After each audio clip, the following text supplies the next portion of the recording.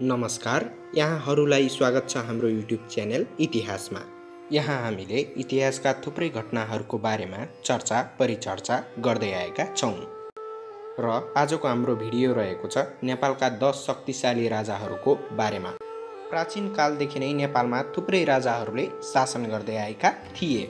तीमध्ये केही राजाहरूले आफ्नो राज्यलाई ठूलो शक्तिशाली राज्यमा परिवर्तन गर्न सफल भएका थिए। हामीले राजाहरूले बनाएको साम्राज्यलाई तिनीहरूको सामर्थ्यको प्रमुख मापदण्ड बनाएका छौँ।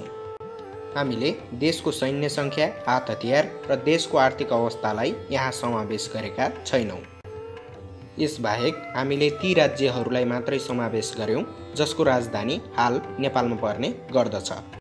यो भिडियोको माग अजय तिवारीले गर्नुभएको थियो। अब हामी आफ्नो शीर्षकतर्फ लागौँ। नम्बर 10 मा राजा मणिमुकुन्द सेन। राजा मणिमुकुन्द सेन सन् 1540बाट सन् 1575 सम्म पाल्पाका राजा थिए। राजा मणिमुकुन्द सेनले आफ्नो शासनकालमा छेउछाउका सानातिना राज्यहरूमाथि कब्जा गरेर एउटा विशाल राज्यको निर्माण गरेका थिए। उनले आफ्ना छोरा लोहाङ सेनलाई पूर्वी तथा मध्य पहाडी क्षेत्रहरूमा कब्जा गर्न पनि पठाएका थिए। लोहाङ सेनले विजयपुर राज्यमाथि आक्रमण गरेर त्यहाँ कब्जा पनि गरेका थिए। विजयपुरको राजधानी आजको धरानमा पर्ने गर्दथ्यो।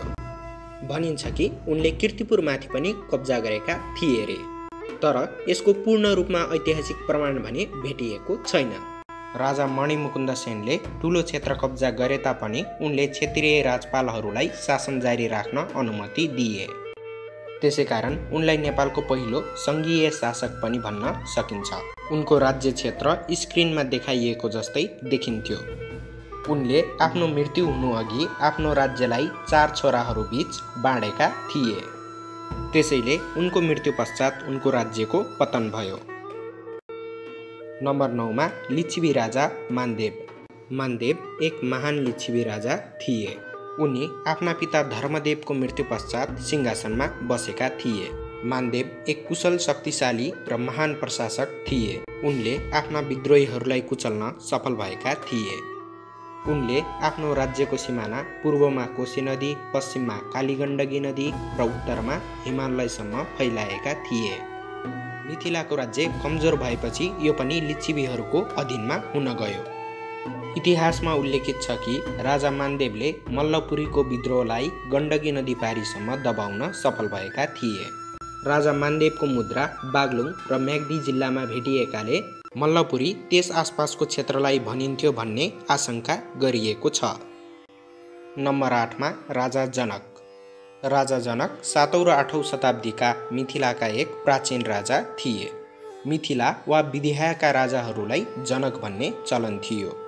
उनी शिरध्वज राजर्षि जनकको नामले चिनिन्छन्। उनको राजधानीको नाम जनकपुर उनकै नामबाट राखिएको थियो। विदेहा वा मिथिलाको राज्य गण्डकी नदीको पूर्वमा, महानन्दा नदीको पश्चिममा, गङ्गा नदीको उत्तरमा र हिमालयको दक्षिणमा रहेको थियो। नम्बर 7 मा राजा यक्षमल्ल। जय यक्षमल्ल, जसलाई यक्षमल्ल भनेर पनि चिनिन्छ, सन् 1428 देखि 1482 बीचका नेपालका मल्ल राजा थिए। यक्षमल्लले एकीकृत नेपालको शासकको रूपमा मल्लहरूको उच्चतम स्थानलाई प्रतिनिधित्व गरे। उनले गरेको राज्य विस्तारको परिणामस्वरूप नेपालको सिमाना उत्तरमा केरुङ, कुटी, पश्चिममा गोर्खा, पूर्वमा सिक्किम र दक्षिणमा उत्तर बिहारसम्म पुगेको थियो।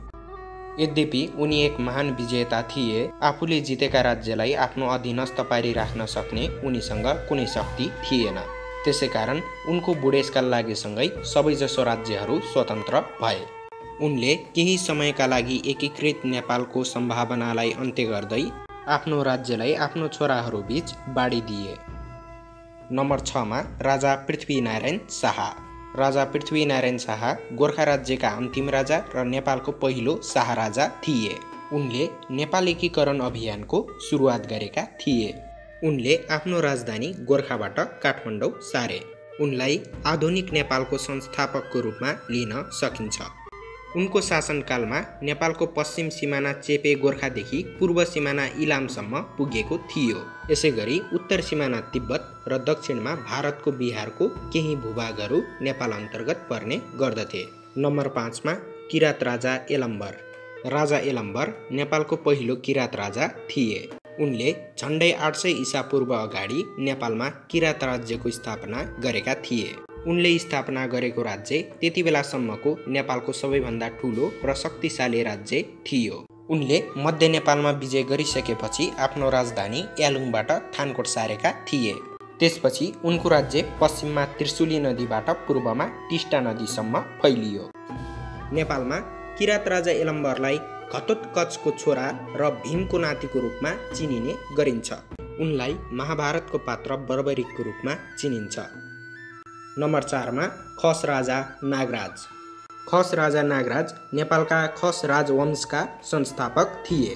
खस राजवंशको स्थापना 11औं शताब्दी वा सोभन्दा अगाडि भइसकेको थियो। त्यति बेला दुईवटा खस राजवंशहरू थिए, एउटा गुजे तिब्बतमा र अर्को जुम्लामा। 12औं शताब्दीमा राजा नागराजले मध्य हिमालयको प्रमुख जुम्लालाई आक्रमण गरेर जिते र नेपालमा खस राज्यको स्थापना गरे। उनी खारी प्रदेश यानि कि वर्तमान नागरी प्रान्त तिब्बतबाट आएका थिए र उनले आफ्नो राजधानी जुम्लाको सेम्जामा स्थापित गरे। उनले पूर्वमा भेरी नदी, पश्चिममा सतलज नदी र उत्तरमा मैमपाससम्मको क्षेत्रलाई आफ्नो अधीनस्थ बनाएका थिए। नम्बर 3 मा खस राजा पृथ्वी मल्ल। सन् 1413 सम्ममा राजा पृथ्वी मल्लले दृढतापूर्वक आफ्नो राज्यको स्थापना गरिसकेका थिए। राजा पृथ्वी मल्लको शासनकालमा खस साम्राज्यको सीमा आफ्नो सबैभन्दा उच्च स्थानमा थियो। राजा पृथ्वी मल्लको शासनकालमा खस साम्राज्यको सिमाना पश्चिममा गुजे पुरङ, पूर्वमा काशीकोट नुवाकोट, दक्षिणमा तराई र दक्षिण पश्चिममा दुल्लु दैलेखसम्म फैलिएको थियो। जुम्लाको सितुस्कामा पृथ्वी मल्लको शिलालेख उद्धृत गरिएको छ, जसमा लेखिएको छ कि ओम मानी पद्मेहम मङ्गलम भवतु श्री पृथ्वी मल्लदेवः लिखितम इदम पुण्यम जगति सिद्धियासी। उनको शासनकालमा खस साम्राज्य ग्रेटर गोर्खा साम्राज्यको आधीभन्दा पनि बढी थियो। नम्बर 2 मा राजा गिर्वाण युद्धविक्रम शाह र भीमसेन थापा। राजा गिर्वाण युद्धविक्रम शाह नेपालका चौथो शाहवंशीय राजा थिए, जसले सन् 1779 बाट सन् 1716 सम्म शासन चलाएका थिए। उनी राजा रणबहादुर शाहका छोरा थिए र उनी 1.5 वर्षको उमेरमै नेपालका राजा भएका थिए। त्यति बेला रणबहादुर शाहले साधु जीवन धारण गरेका थिए। उनले भीमसेन थापाको नेतृत्वमा देशमा शासन चलाएका थिए। उनको शासनकालमा नेपालको पश्चिमी सिमाना सतलज, पूर्वी सिमाना टिस्टा, उत्तरी सिमाना तिब्बत र दक्षिणमा उत्तर प्रदेश र बिहारका केही क्षेत्रहरू नेपाल अन्तर्गत पर्ने गर्दथे। तर यो साम्राज्य नेपाल अङ्ग्रेज युद्ध पश्चात अस्तित्वमा रहन सकेन। नम्बर 1 मा बहादुर शाह र रणबहादुर शाह। बहादुर शाह राजा पृथ्वीनारायण शाहका माहिला छोरा थिए। उनले आफ्नो भतिजा रणबहादुर शाहको नायबीको रूपमा नेपालमा शासन गरेका थिए। उनका दाजु प्रताप सिंह शाह एउटा विलासी प्रवृत्तिका राजा थिए। उनको विपरीतमा बहादुर शाह अनुशासित र दूरदर्शी राजनीतिज्ञ बने। उनको शासनकालमा नेपालको सिमाना पश्चिममा गढवालदेखि पूर्वमा टिस्टा नदीसम्म फैलिएको थियो। तराईको क्षेत्र पनि दक्षिणतर्फ बढी फैलिएको थियो। तर उनलाई पहिलो दर्जा दिनुको मुख्य कारण भने उनको शासनकालमा पहिलो पटक नेपालले तिब्बतमाथि आक्रमण गरेर त्यहाँ कब्जा जमाउन सफल भएको थियो। तिब्बतले नेपाललाई 1 वर्षको लागि कर पनि तिरेको थियो। तिब्बत नेपालको एउटा उपनिवेश जस्तो थियो। तर त्यसपछि भने चीनले तिब्बतलाई आफ्नो अधीनस्थ बनाइहाल्यो। यद्यपि नेपालको इतिहासमा थुप्रै महान राजाहरू छन्, जस्तै अरमुडी, राजा जयसिंह, जितारी मल्ल, बलिराजा र अन्य थुप्रै। तर उनीहरूको बारेमा इतिहासमा राम्रोसँग उल्लेख गरिएको छैन। राजा जितारी मल्लको शिलालेख भारतको बोध गयामा फेला परेको छ, जसको अर्थ कुनै समयमा नेपालको सिमाना त्यहाँसम्म थियो भन्ने कुरा अङ्कित गर्दछ।